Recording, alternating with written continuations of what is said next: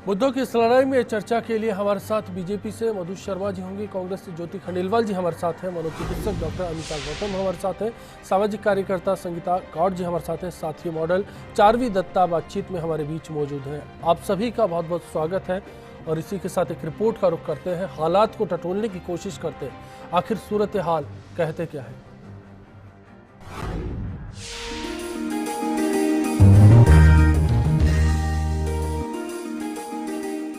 आज से नवरात्रि का पावन पर्व शुरू हो चुका है। देश में प्रधानमंत्री से लेकर हर कोई नवरात्रि में मां दुर्गा के अलग अलग रूपों की आराधना में लीन है।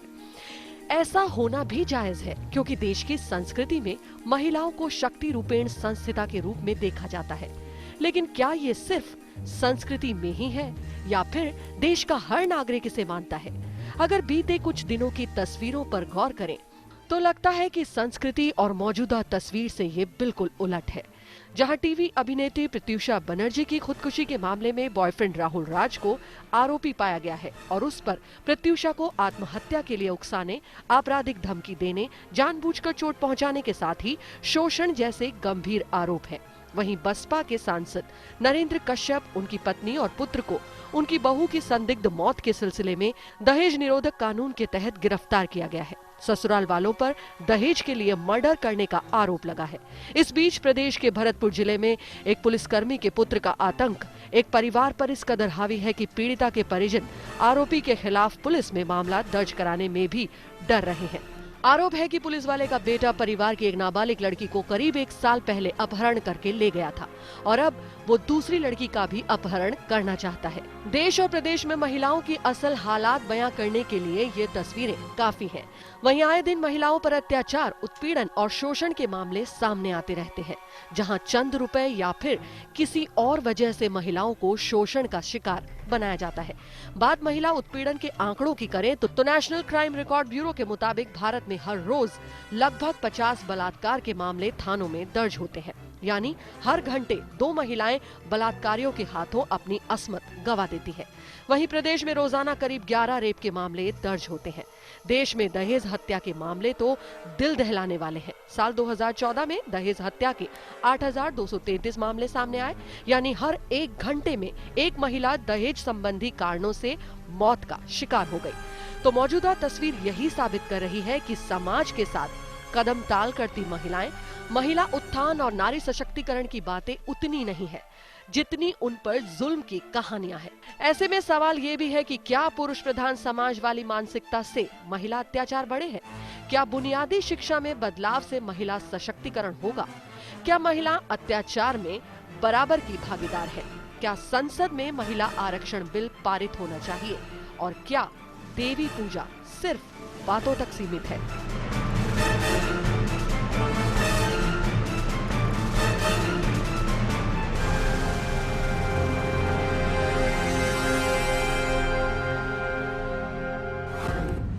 जब भी किसी महिला पर अत्याचार की बात आती है तो पुरुष का सवाल होता है। ऐसे में ये सवाल आज हमारा भी है कि क्या पुरुष प्रधान वाली मानसिकता के कारण महिला अत्याचार बढ़े हैं। firstindianews.com हमारा वेब पेज है, इस पर आपकी राय का हमें इंतजार होगा। इसके साथ साथ फेसबुक या फिर ट्विटर के जरिए भी आप अपनी राय हम तक पहुंचा सकते हैं।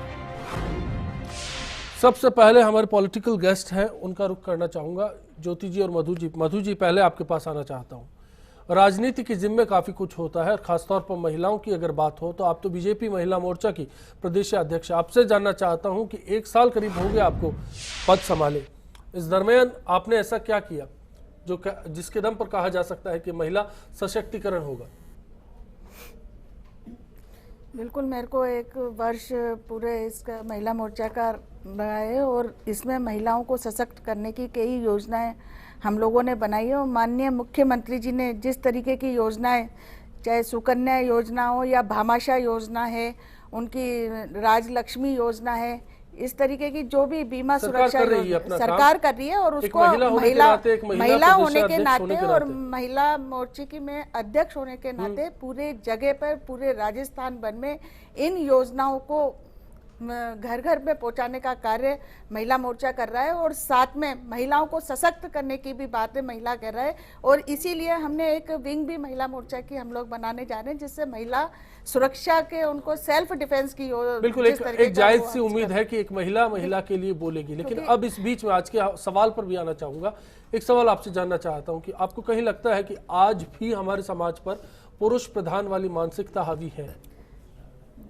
जिस तरीके का हमारा भारत देश है कि यत्र नार्ये पूजन्ते रमन्ते तत्र देवता, और जिस तरीके से भारतवर्ष के अंदर एक नारी की पूजा की जाती है, एक शक्ति की पूजा की जाती है, और आज नवरात्रा का जिस तरीके से आज प्रथम दिन है, इस पर हम लोग नवरात्रा करते हैं, देवी की आराधना करते हैं, देवी की पूजा करते हैं, और वही रूप यहाँ नारी का है। और यहाँ पर इसी तरीके से सृष्टि की जो नारी निर्माता है, जिस तरीके से हम कहते हैं, और हम देखते हैं कि आदि आबादी महिलाएं। मैं ज्योति जी आपका रुख करना चाहूंगा, पुरुष प्रधान समाज को लेकर आपकी क्या राय है? सबसे पहले तो अश्विनी जी, मेरी ओर से दर्शकों को 2073वें नव संवत्सर की बहुत बहुत बधाई और शुभकामनाएं। और फिर मैं बधाई देना चाहती हूँ आज महिलाओं के त्यौहार सिंजारा और कल गणगौर की बहुत बहुत शुभकामनाएं। लेकिन जो बात आपने कही कि पुरुष प्रधान समाज की सोच से अपराध बढ़े हैं, ये सच है। मैं तो इससे पूरी तरह से सहमत हूँ, क्योंकि जब तक पुरुष प्रधान समाज की मानसिकता हमारे समाज से नहीं हटेगी, तब तक महिलाओं के लिए आगे बढ़ने के अवसरों की जो हम कमी महसूस करते हैं वो नहीं मिटेगी। क्योंकि महिला को अपने आगे बढ़ने के अवसर, चाहे वो आर्थिक रूप से हो, चाहे वो शिक्षित होने के लिए हो, चाहे वो अपने आप को हम यूं कहें अपने आत्म स्वाभिमान के लिए हो, उनके वो अवसरों की सबसे ज्यादा कमी होती है। हम पुरुषों को जो अवसर मिल जाते हैं आगे बढ़ने के, उतने अवसर महिलाओं को नहीं मिल पाते। और सबसे बड़ी बात है, ज्यादा मेहनत करके, ज्यादा अच्छे से अपना घर चला के, खेतों में ज्यादा मेहनत करके भी उनको वो श्रेय नहीं मिल पाता। आज भी हम देखेंगे कि गांवों में महिलाओं खेतों में बहुत पूरा सहयोग करती हैं, बल्कि शायद कई कई जगह पुरुषों से ज्यादा मेहनत करती हैं। लेकिन फिर भी क्या बात आएगी, जब अनाज उगने की बात आएगी, जब उसका फल मिलने की बात आएगी, तो उसका सबसे पहला हक किसका होगा? पुरुष का होगा। तो ये पुरुष की जो मानसिकता है, और वो मानसिकता, और सबसे बड़ी बात है पुरुष का ईगो।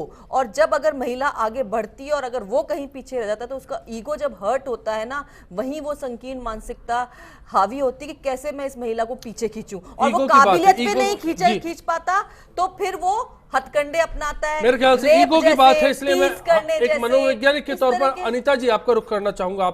आपसे जानना चाहूंगा, क्या पुरुष इसी बात पर हर्ट होता है कि उसका अधिकार या फिर उसका मान सम्मान कहीं एक महिला के जरिए ठेस पहुंचाई जा रही है उस पर, या फिर वजह कुछ और है, समाज में कुछ और बुराइयां हैं जिन पर गौर करना जरूरी होगा?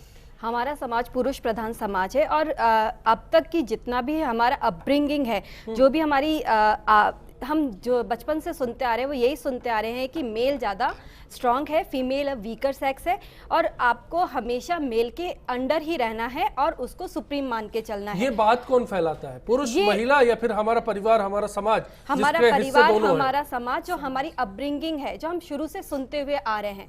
और इसी के वजह से पुरुष अपने आप को ज्यादा स्ट्रांग समझता है। वो मानता है कि मैं इसके ऊपर हूँ, जो मैं कहूंगा वही ये करेगी। मैं आपकी बात को जितना समझ पाया हूँ, अनीता जी माफी चाहूंगा बीच में रोकने के लिए, लेकिन आपकी बात को समझूं तो कहीं ना कहीं महिला और पुरुष दोनों इस बात के लिए बराबर के भागीदार है, क्योंकि समाज में दोनों है। हाँ बिल्कुल, महिला अपने आप को वीक समझती है, मैं भी मानती हूँ, और ये मानती हूँ कि है ना, जब तक वो खुद को स्ट्रांग नहीं मानेगी, वो स्ट्रांग होगी नहीं। क्योंकि शुरू से उनकी यही है कि मैं वीक हूँ, मुझे काम नहीं करना है, मुझे घर संभालना है, या फिर मैं फाइनेंशियली डिपेंडेंट नहीं हूँ। अगर मैं इससे अलग होती हूँ या मैं अपने पिता की, पति की, भाई की बात नहीं मानूंगी, तो मैं कहाँ जाऊंगी? मेरा कोई इसके अलावा वजूद नहीं है। कहाँ जाऊंगी में वही असुरक्षा की भावना होती हाँ, है। वजूद अगर नहीं मैं है। पिता और भाई के साथ नहीं रहूंगी, तो मुझे समाज के उन पुरुषों से जो कि गैर पुरुष हैं, वो मेरे पर गलत नजर डालेंगे, मेरे पर अत्याचार करेंगे। तो बेसिकली कहीं ना कहीं पुरुष उस चीज के लिए जिम्मेदार तो नजर आते हैं। वो ज्यादा जिम्मेदारी वहां पर बनती। संगीता जी, मैं आपके पास आने से पहले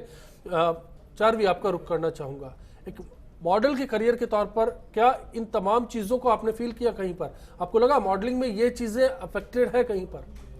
आई थिंक मॉडल हूँ मैं, तो मॉडलिंग तो एक्चुअली उल्टा है। Modelling is more of a women dominated कहते हैं जो प्रोफेशन, तो आई थिंक मेरे पेरेंट्स हमेशा से बहुत वो रहे हैं, मेरे को मेरे भाई को उन्होंने हमेशा सेम रखा है। तो ये चीज़ें मैंने अपने घर पे तो नहीं देखी है, बट आई नो बहुत सारी मेरी दोस्त हैं जो करना चाहती हैं, हमेशा एक अपना मन मार के चली हैं कि नहीं यार मॉडलिंग नहीं कर सकती हूँ बिकॉज घर पे इतना नहीं मिलेगा।